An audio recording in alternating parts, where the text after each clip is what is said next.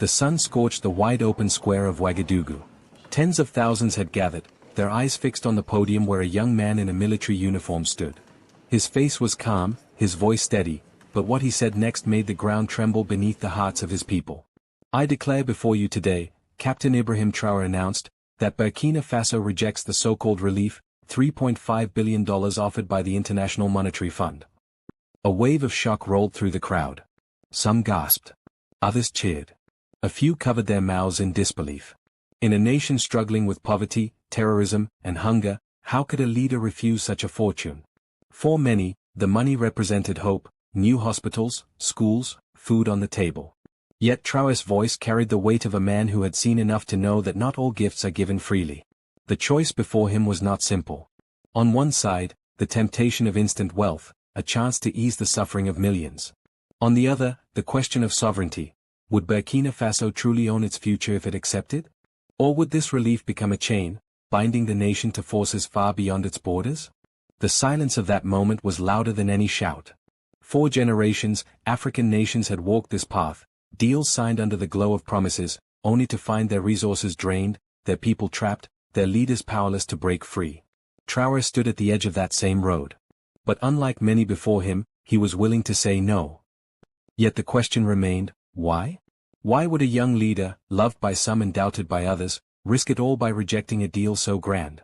Could it be that hidden in the fine print of the IMF's proposal lay a trap, a condition that could enslave his people for decades to come? This was not just about money. It was about power. It was about the future of a nation that had known too much suffering to gamble again with its destiny. And so, as the crowd waited in silence, the real story began, not of dollars or debt, but of the invisible war over who controls the soul of a nation. If you believe African voices must be heard on their own terms, hit like, share, and subscribe so more people can hear this story. And tell us in the comments, where in the world are you watching from right now? For this is not just a story of Burkina Faso. It is the story of every African who has ever asked, what is the price of freedom, and who truly pays it? Long before the bright lights of Ouagadougou Square, before the titles of president or captain, Ibrahim Traoré was just a boy in a dusty village of Burkina Faso. His childhood was marked not by riches, but by simplicity. The red earth stained his sandals. The dry wind carried the smell of burning firewood. He knew the weight of hunger, but he also knew the power of community. As a student, he was quiet, thoughtful, sometimes restless. He studied geology, searching for truths hidden deep beneath the soil of his homeland. But when his country began to fracture under the pressure of insurgencies, he felt the pull of another calling. He chose the path of a soldier, not for glory, but to defend a land he could not bear to see broken. His first battle came suddenly. The crack of gunfire shattered the silence of the bush. Dust and smoke blinded the young soldiers. Traoré, still untested, watched his comrades fall around him. One friend, barely 19, collapsed beside him, whispering prayers with his last breath. It was in that fire that Traoré realized war was not about medals or parades. It was about survival, sacrifice, and the unbearable cost of leadership. He survived that day, but not unchanged. A seed had been planted within him, an understanding that weapons are not always made of steel. Bullets kill the body, yes, but other forces exist, quieter, more dangerous, that can kill a nation's soul. In those moments of silence between battles, the young captain would often think, one day, he might face not just enemies in the bush, but enemies in suits. Enemies who came not with rifles, but with contracts. Enemies who did not fire bullets, but signed deals that could bleed a nation dry without a single shot fired. That day had now arrived. Burkina Faso, the land of upright people. A land rich in spirit, yet burdened with scars. Its fields stretch wide, but its harvests often fall short. Its children sing with hope, yet too many go to bed hungry. Its mothers carry strength in silence, walking miles under the sun to fetch water, or waiting in long lines for food aid. And beyond the struggle of poverty lies a darker shadow, violence. Insurgents roam the countryside, villages are attacked, schools closed, markets burned. For many families, life has become a daily gamble. Will they see another sunrise, or will the gunfire return tonight? Laid on this pain is another weight, the weight of debt. For decades, Burkina Faso, like many African nations, has carried the burden of loans and aid packages that promised freedom but delivered dependency. The IMF is no stranger here. Each deal came with numbers, clauses, and repayment schedules written in fine print that most farmers could never read. Yet somehow, their lives were the ones most affected. And so, when news broke that the IMF was offering $3.5 billion in relief, hope surged through the villages. To a rural mother kneeling by a cooking fire, it sounded like a lifeline. She imagined grain stored safely, her children clothed, a school built nearby. To the shopkeeper in the capital, it meant customers with more money to spend, streets alive again with trade. But in the presidential office, the view was different. Relief can be a mask. Wealth can be a chain. For in the fine print of such offers, there are often hidden conditions, policies that reshape economies, currencies that bind sovereignty, and strategies whispered to be linked to global powers far beyond Africa's reach. For Traoré, the choice was not only about numbers. It was about whether Burkina Faso would remain the author of its own story, or just another chapter written by others. And so, the world watched as one young leader stood before his people, knowing that behind the promise of billions might lie something far more costly than money itself. Far from the noise of Ouagadougou's streets, behind tinted glass and guarded doors, conversations unfolded that the public would never hear. In these shadowed offices sat two men who shaped destinies without ever lifting a flag. The first was known simply as Mr. D. An advisor, always calm, always dressed in the same tailored suits.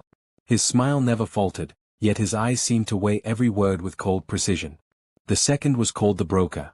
Unlike Mr. D, he wore no uniform of power. He carried himself with the ease of a man used to moving between worlds, government halls, luxury hotels, and air-conditioned boardrooms where decisions often mattered more than elections. The broker spoke first, his tone smooth, almost soothing. Burkina Faso is at a crossroads, he said. This package, this 3.5 billion, is more than money. It is modernization. Imagine new roads, digital infrastructure, global respect.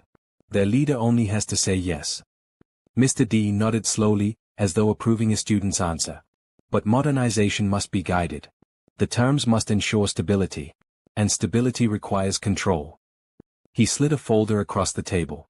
Inside were pages of clauses, each written in language designed to appear harmless.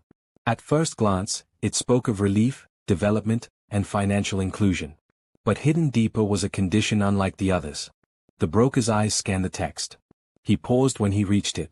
A subtle phrase, easy to overlook, the commitment that Burkina Faso's treasury, its reserves, and even the flow of public salaries would be tied to a new system, a digital currency anchored not in Ouagadougou, but in foreign hands. This, said Mr. D, tapping the page lightly, is the future. A system that prevents corruption, ensures transparency, and aligns them with global markets. What leader could resist? But the broker understood more than what was written. He saw the invisible lines of dependence. If accepted, Burkina's economy would no longer move freely. Every coin, every salary, every budget decision would pass through circuits controlled elsewhere. The broker leaned back, exhaling. And if the young captain refuses? Mr. D smiled again, but this time the warmth was gone. Then he isolates his people from progress. Refusal would brand him reckless. He must accept. We just have to make the offer irresistible. The broker closed the folder. Somewhere beyond those walls, the people of Burkina Faso lived unaware of the script being written for their future. They would see only the promise of billions, not the threads attached. And in Ouagadougou, one young leader was about to be handed this polished gift, wrapped in relief but lined with chains. The capital was restless. Outside, motorbikes weaved through crowded streets, markets hummed with bargaining voices, and radios crackled with rumors of the coming deal. Inside the presidential palace, silence reigned as ministers gathered around a long wooden table. The offer from the IMF lay open before them, $3.5 billion, a number almost too large to grasp. Some ministers leaned forward eagerly. Mr. President, one began, his voice edged with urgency, our people are starving. Schools lack chalk. Hospitals lack medicine. This money could change everything. Refusing it would be unforgivable. Another minister nodded. The people want results. They will not understand technical conditions. They will see only that their leader turned away help. Traoré listened quietly, his hands folded, eyes scanning each face. To him, the choice was not about appearances. It was about survival, not just today's survival, but the survival of sovereignty itself. Yet he remained silent. The ministers continued, some pleading, some warning. A few voices of caution spoke, though more softly. We must read carefully, one advised. These deals are never simple. They come with strings we cannot cut. The room fell into uneasy silence when an intelligence officer entered, carrying a sealed envelope. He placed it before the president. Traoré broke the seal, his eyes narrowing as he read. The report was blunt. Analysts had traced the package's fine print, decoding the technical clauses. Beyond promises of modernization lay mechanisms for surveillance, not of enemies, but of citizens. Through the digital system, every transaction, every purchase, every movement of money could be monitored. It would not just manage the economy, it would watch the people themselves. Traoré placed the paper on the table. Ministers leaned forward, eyes wide. Some gasped softly, others clenched fists. The room seemed to shrink as the truth settled in. What had been pitched as relief was also a tool of control. The debate turned heavier. One minister slammed his palm against the table. "We cannot accept this. It is not aid, it is surrender."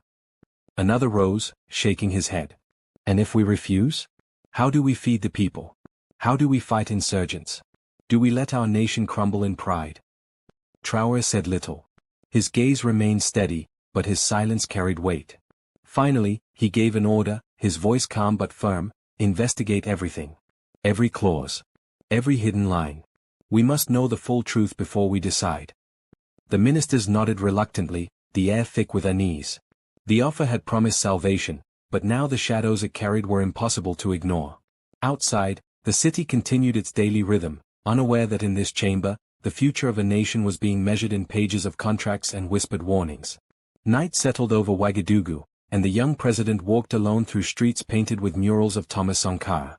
Bright colors told the story of another captain, another dreamer, another leader who once believed Africa could stand tall on its own. Sankara's eyes, captured forever in paint, seemed to follow Traoré as he walked. They told of courage, of defiance, of the bold attempt to lift a nation from dependency. But they also whispered of betrayal. Allies who smiled in daylight but conspired in darkness. A bullet that ended a dream too soon. Traoré paused before one mural, hands behind his back, silent. He had grown up hearing Sankara's speeches, words carried on cassette tapes and radio waves long after the man was gone. They were words about dignity, about rejecting the easy path of foreign aid, about building with bare hands rather than borrowed money. Yet he also knew how the story ended. Sankara had dared too much, and enemies, foreign and domestic, had moved against him. Burkina Faso had paid dearly. Now history seemed to echo. A young captain, once again standing before the world, facing promises dressed as aid and threats hidden in friendship. The path felt familiar, and the weight of it pressed heavy on Traoré's shoulders. He whispered softly, almost to himself, "Not again. Not the same fate." The city around him was quiet, but his mind roared with possibilities. He knew he could not walk Sankara's path blindly, yet he could not betray his vision either. To choose wrongly was to risk repeating the past. And so, under the gaze of painted eyes, Traoré made a vow: whatever came, he would not let Burkina Faso be swallowed whole. Not by bullets. Not by contracts. Not by fear. But as he walked back toward the palace, he felt a presence heavier than memory. Whispers traveled faster than truth, and already, unseen hands were beginning to stir. Morning light broke across the capital, but inside the army barracks, shadows lingered. Some generals whispered in corners, voices low but urgent. To them, the IMF package was not just money, it was stability, a guarantee of resources to fund their ranks, their operations, their futures. 3.5 billion, one muttered. With it, we can rebuild everything. Without it, we risk collapse. But others shook their heads, uneasy. Loyalty was a fragile thing, and ambition even more so.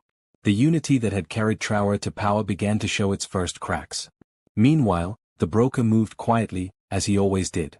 He met diplomats in quiet restaurants, sent coded messages to foreign embassies, painting the young president as reckless, unpredictable.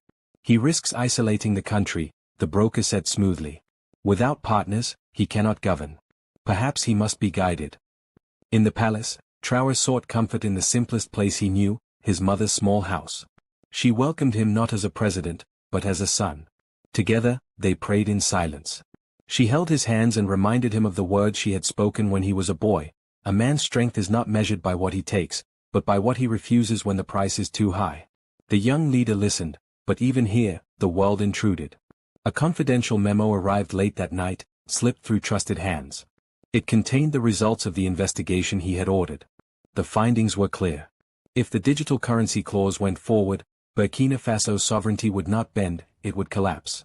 Every decision, from salaries to defense budgets, would require foreign approval in practice if not in name. Traoré read the lines slowly, his jaw tightening. The offer on the table was no longer a question of money.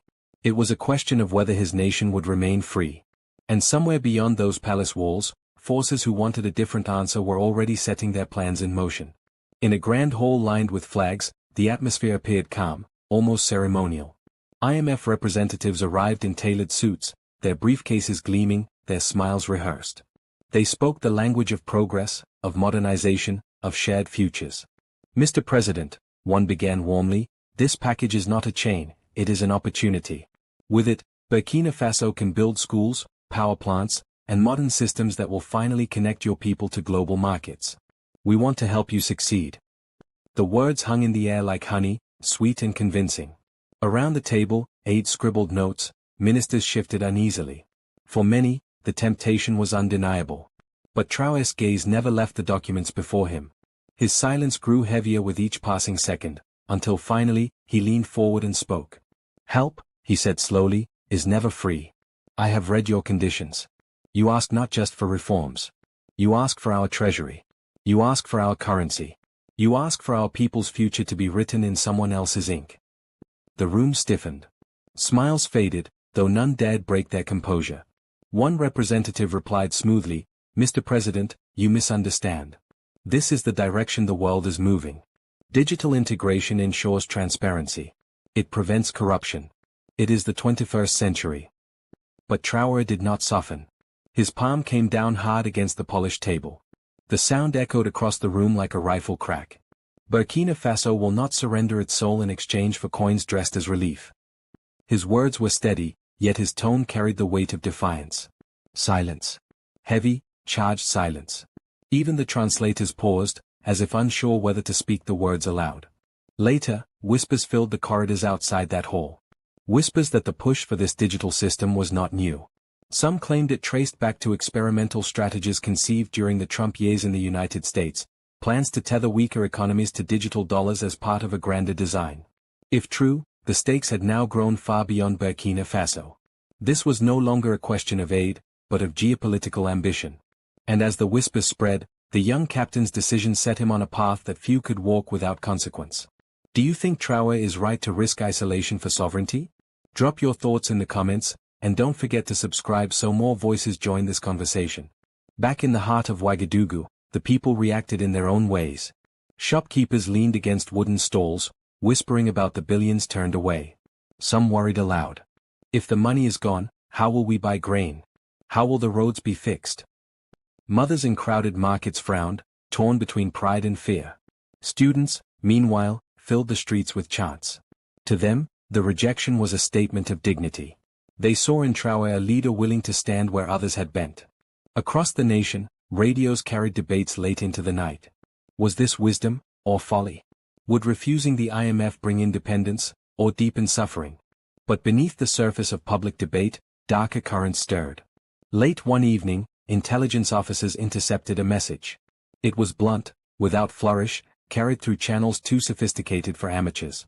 The note spoke of a plan to eliminate the young leader. A threat, perhaps from financiers enraged at losing their grip, or from allies who feared his defiance would cost them too dearly. The palace grew tense. Guards doubled their watches. Ministers spoke more carefully. Yet suspicion crept like smoke. How had the details of Burkina Faso's private deliberations leaked so quickly into the hands of powerful outsiders? Inside the government itself, eyes began to shift uneasily from one another. Someone was speaking to forces beyond the walls. Someone was feeding information that no outsider should have known. The people debated sovereignty, the markets buzzed with uncertainty, but within the corridors of power, the most dangerous question of all lingered quietly: who could be trusted? In the dim light of a secure office, a loyal officer placed a folder on the president's desk. He stood straight, his voice calm but heavy. Sir, the investigation is complete. We traced the movements. The leaks. The money. Traoré opened the folder slowly, his eyes scanning the photographs, the bank transfers, the reports. Each page deepened the story. The man known as the broker, so smooth in speech, so skilled in persuasion, was not serving one master. He was serving two. The evidence was clear. While he whispered promises of modernization to the government, he was also feeding information back to IMF advisors, and further still to rival foreign blocs eager to shape Burkina's fate. His loyalty was not to a flag, nor to a nation, but to the highest bidder. And worse, millions had already been diverted. Hidden accounts, discreet transfers, funds moving silently across borders. The broker had been paid handsomely for playing both sides. Traoré closed the folder and sat in silence. In another era, the choice would have been simple. A traitor exposed, punishment swift. But this was not another era. This was a moment when every move carried consequences far beyond one man. To punish the broker risked chaos, his allies might retaliate, foreign embassies might intervene, the flow of information might vanish into silence.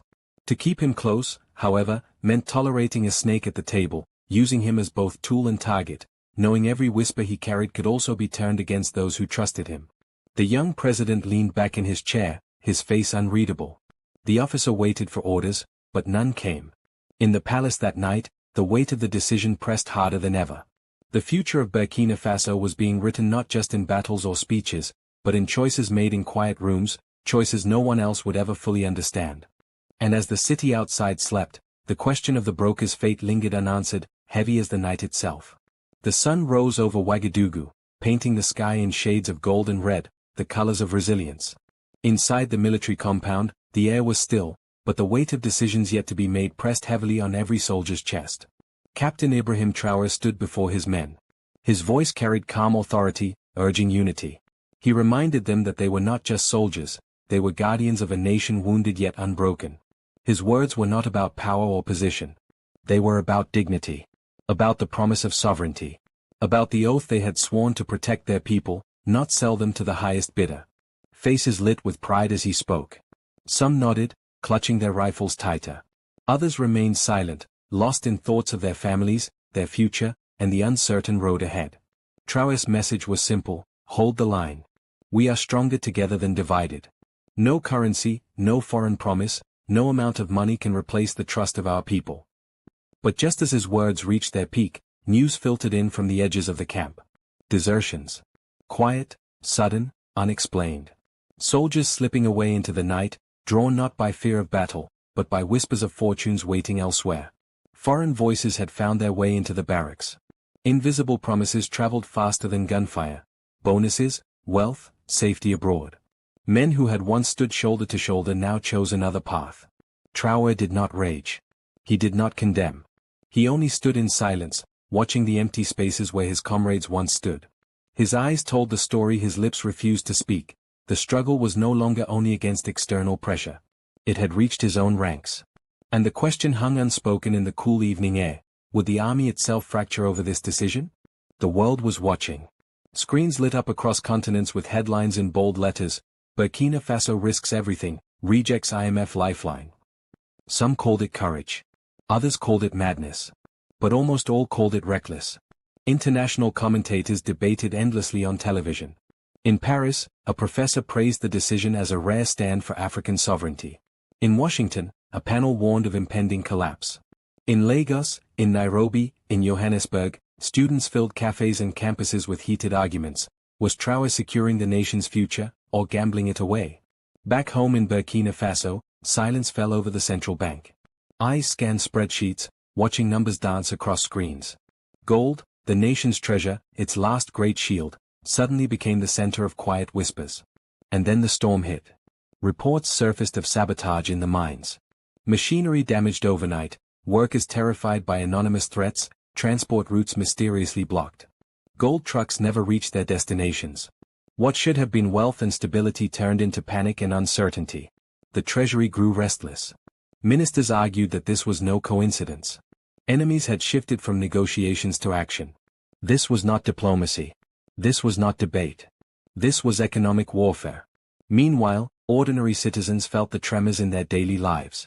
Prices in markets shifted without explanation.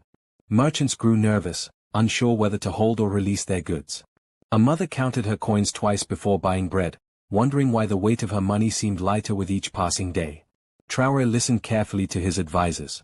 He heard their fears, their logic, their warnings. But he also heard something beyond them, the sound of history repeating itself. He remembered Sonkar's vision of independence, and how quickly it was drowned by pressures both inside and out. And in that moment, the air grew tense with realization. Burkina Faso was not merely rejecting a deal. It was standing in the middle of a battlefield, invisible but very real. And the thought lingered, was this sabotage only the beginning? If you believe this is where your voice matters, share this video so more Africans know what is at stake. The crisis did not stay within Burkina Faso's borders. Regional leaders began to weigh in. Some with sympathy, others with quiet warnings. The calls grew louder: negotiations, dialogue, compromise. Ouagadougou's conference hall filled with the suits and handshakes of ECOWAS diplomats. Their words were measured, calm, full of polished phrases about stability and cooperation. The air carried the scent of diplomacy, but beneath the courtesy was tension sharp enough to cut glass. They spoke of risks. They spoke of unity. They spoke of the dangers of isolation. One delegate pointed to the fragile state of the region: terrorism, hunger, displacement. Burkina Faso cannot afford to walk this road alone, he said softly, though his eyes betrayed the weight of his message. Traoré listened. He did not interrupt. His expression gave nothing away. Then, as the meeting thinned into private corners, one leader approached him quietly. His words were not for microphones or cameras. "Take the money," he said in a voice stripped of ceremony, "or you will be removed like others before you." It was not a threat shouted. It was a warning whispered. The room seemed to freeze for a moment, caught between history and the present. Generations of African leaders had faced this same crossroad. Some bent. Some broke. Some vanished altogether. But Traoré did not look shaken.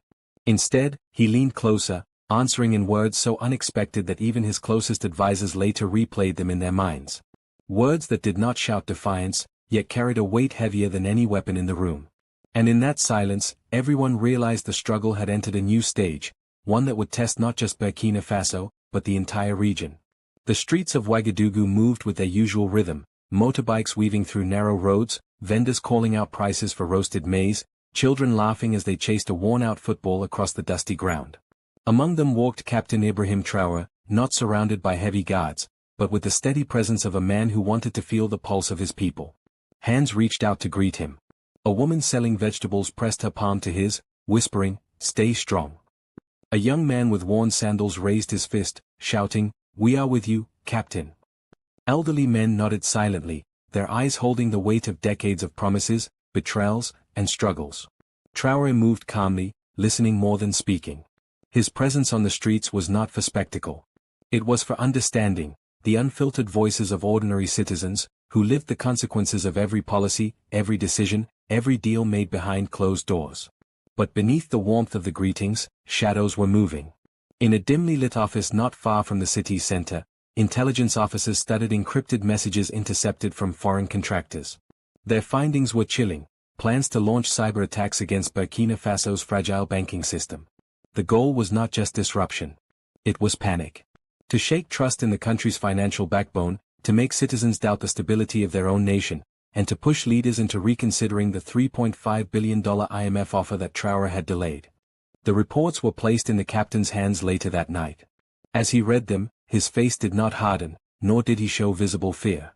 Instead, there was stillness, like a soldier who had learned that battles were fought not only on fields with rifles, but also in invisible domains of money, data, and perception.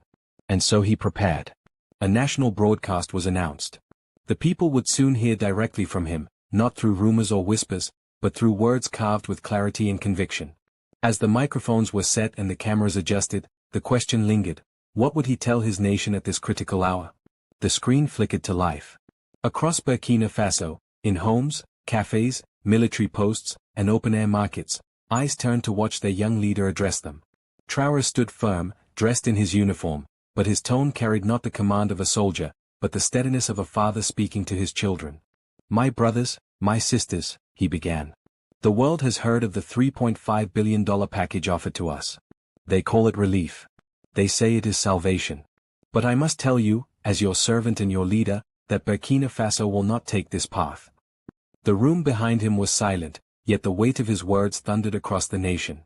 He explained slowly, carefully, not condemning, not shouting, but revealing. He spoke of the fine print hidden within the deal, conditions that would bind the country's treasury to external systems, that would weaken its sovereignty, that would allow unseen hands to touch the pockets of every citizen without their consent. He reminded them of history. Of promises that had often come dressed as gifts, but ended as shackles. Of nations that had accepted similar terms, only to wake up years later with debts heavier than the relief they once celebrated. Then came the words that struck deepest: "We choose to walk a harder road, yes, but it is ours. We will not surrender our future to those who measure us only in numbers. We will build with our hands, even if they are calloused and empty. For it is better to live free in hunger than full in chains." For a moment, there was silence. Then came the reaction. In the markets, women raised their voices in ululations of pride. In the universities, students cheered, declaring that their generation would remember this day as proof that sovereignty was not dead. But there was also fear. Traders worried about rising prices. Parents wondered how long they could endure. Ministers whispered privately, asking what isolation might mean in a world where money flowed like rivers controlled far away. The broadcast did not hide these doubts. Traoré acknowledged them openly. Yes, the path is dangerous. Yes, the road will test us. But no nation was ever born strong by leaning forever on another's cane. We must walk, even if our steps are heavy. And then, in a voice both calm and unshakable, he widened the lens beyond Burkina Faso. This decision is not only ours. It is Africa's. For too long, we have been told that survival must come with conditions, that our dignity is negotiable, that our sovereignty has a price. But today, from Ouagadougou, I say this: Africa must rise. Not in anger, not in war, but in unity. To build our own roads, to control our own resources, to speak with one voice. The speech ended not with applause, for it was not a stage performance. It ended with stillness, as citizens, whether fearful, hopeful, or proud, absorbed the gravity of what had just been declared. Outside, the night air was thick. Radios replayed his words. Phones buzzed with messages. Markets closed early, as though everyone needed time to think. And yet, under that same sky, questions rippled outward, reaching beyond the borders of Burkina Faso. Would the world, with all its interests and power, allow this small nation to walk such a bold path? If you want to follow the next chapter of this fight for sovereignty, subscribe and stay with us, because the story is just beginning.